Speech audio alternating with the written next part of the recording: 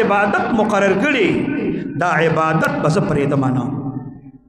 په خپل ټیم کې به کوو دا عبادت وکوم کرا باندې فرض نه او زی کولې شمه د خپل دنیوي کار سره خدا د دنیا کار بم کوم او د عبادت بم کوم تاسو وګورئ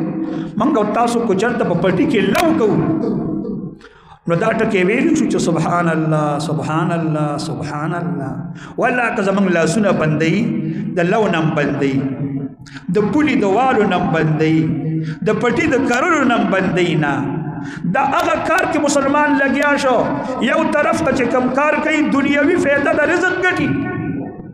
خو بل طرف ته ګوره د خدای په عبادت کې هم لګیا دی سبحان الله سبحان الله سبحان الله سبحان الله سبحان الله نبی کریم صلی الله علیه وسلم فرمایي چې څوک یو پیر دا کلمات وی لا اله الا الله وحده لا شریک له احدا صمدا لم يلد ولم يولد ولم يكن له كفوا احد لا اله الا الله وحده لا شريك له احدا صمدا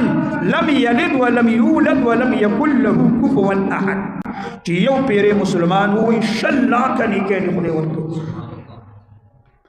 شلا کا زته د خپل رښتیا قسم خورم جما شلا کا روپۍ په یوځای لیدلې نه دي چې اوسره شلا کا روپۍ ویني چې په یوځای پر دي د خپل به شلا کا روپۍ کله لیدلې نه دي چې زی ویني چې دا شلا کا روپۍ او که چرته چا 15 پیری ویل دا کلمات نو 15 پیری چې مسلمان دا کلمات وایي خدای پاک له 1 کروڑ ثوابونه ورکړي د 1 کروڑ روپۍ به اسی چا ډېر خلکو لیدلې نه چې 1 کروڑ صبر شي او تاسو چې دا کلمات 15 پیری وایي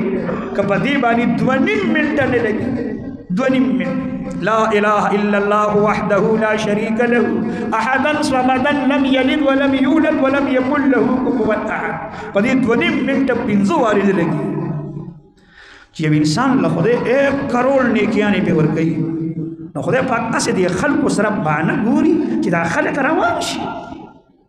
لکه مونږ تاسو کله کله دې بچی ته ویو چې بچا مړ سکول لاړ شه سبق لاړ شه ها دا 100 روپۍ نن وعده ډېر خوراک بم پکې وپاره دی ام د فائدې د پاره دی هغه سبق هم د فائدې د پاره دی خو د سبق نه وروسته چې د اصل ورکه تام د فائدہ دغه کلماتو باندې ستا نو وخت لګيږي نه دې په کار ختميږي نه دې په دنیاي کار روانيږي لیکن تب 15 منټو کې 1 کروڑ نیکیاں نه غټې شي